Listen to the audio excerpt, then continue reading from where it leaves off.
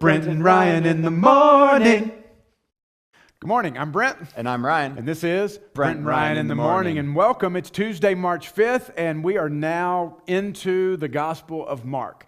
And I don't know about you, Ryan, but as I've been reading through this, it's like deja vu all over again. It is. We've read a lot of these stories. We're reading them again. And you were commenting to me before we went on the air. Why is that? Help understand that. It's widely believed that the Gospel of Mark was the first of the Gospel accounts that was all combined together.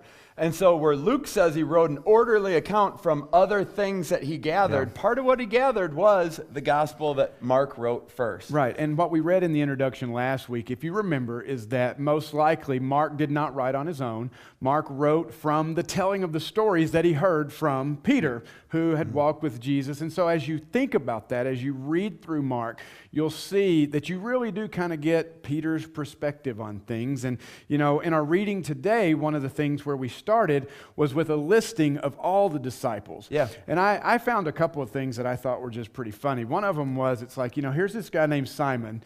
And what we read is that, good name, and evidently Jesus didn't care for it.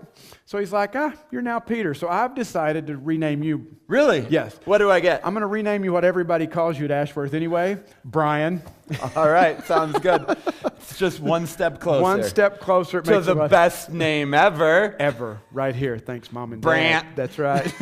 That's the southern interpretation of that name.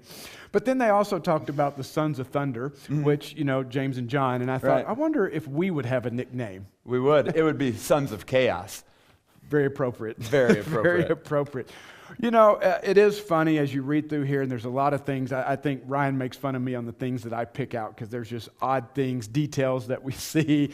Jesus laid his head in the boat on a cushion, and I thought, well, that's an interesting detail to include. Was he comfortable? Yeah, evidently he was. He had a cushion. Who wants to sleep without a cushion, right? But one of the things is that as you read through Mark, you begin to see a lot of Jesus telling people over and over, shh, don't tell anybody who I am or what I'm doing. Why is he saying that? That's a big question. It seems really counterproductive. After all, Jesus wants everybody to know about him. Exactly. But while he's on the earth, he tells everybody, shh, don't tell anybody. Yeah, keep it a secret. It's probably one of the questions I've been asked most as a pastor. Lots of people have this question. Yeah. The technical term is the messianic secret. There you go. And really, it's just Jesus recognizing that his time had not yet come. Right. And he knew that if word got spread out too quickly, that they'd try to kill him before he had time to do some of the things that he knew were important for him to accomplish. Right. And in one of the previous videos where we talked about in Luke, killing him is one of the responses. And we've talked about that, and you see that again in Mark, is people have various responses to Jesus.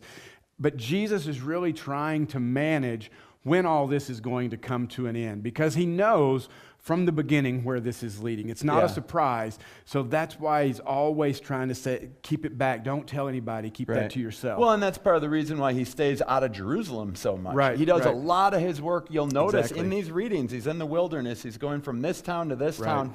They're names that you're not familiar with. They're not Jerusalem. He's staying out of it, doing whatever he can.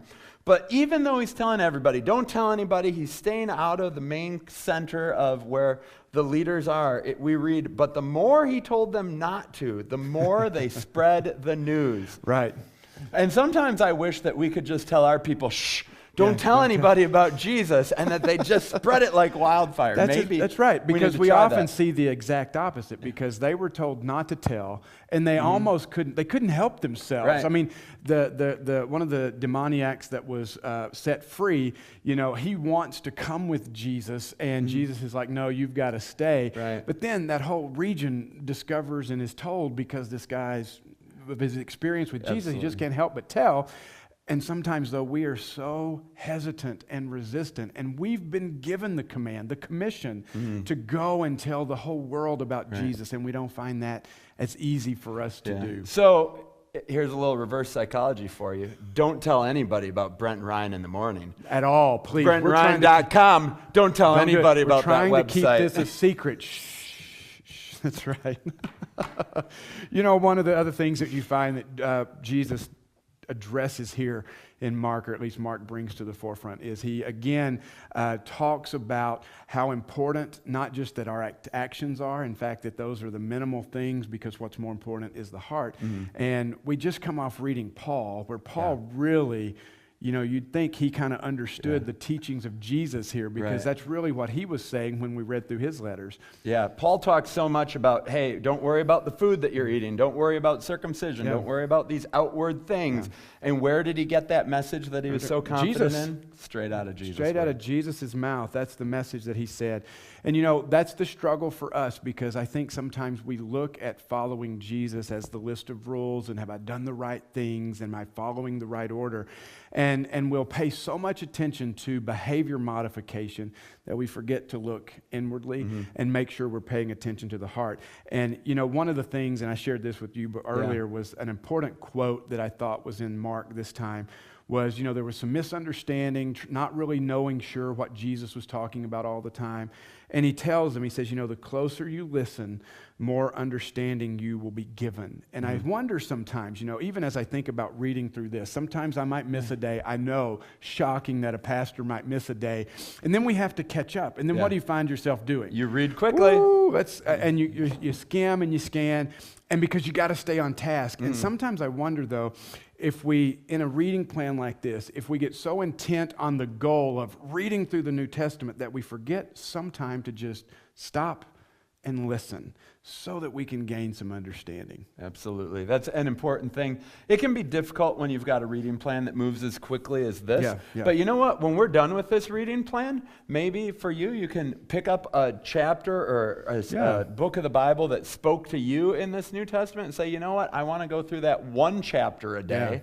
And take the time to prayerfully consider what sit the with Spirit that for a while in some meditation and maybe some solitude, and allow the Word of God to deepen that understanding, where now we're kind of rushing through. We'll just sit and soak in that maybe when we get done. I think that'd be a good encouragement for everybody.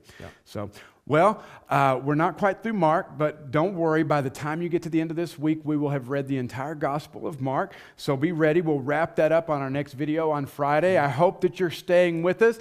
Remember, like these videos and share them if they're important to you or have helped you. Let us know. We've got more swag we want to give away, so we want you to have some of this beautiful stuff. So let us know that this is making a difference in your immersed Bible reading. Hey, this has been another episode of Brent and Ryan in the morning. We'll see you later. You know what I miss, Brent? What? The beach. Me too. Me too.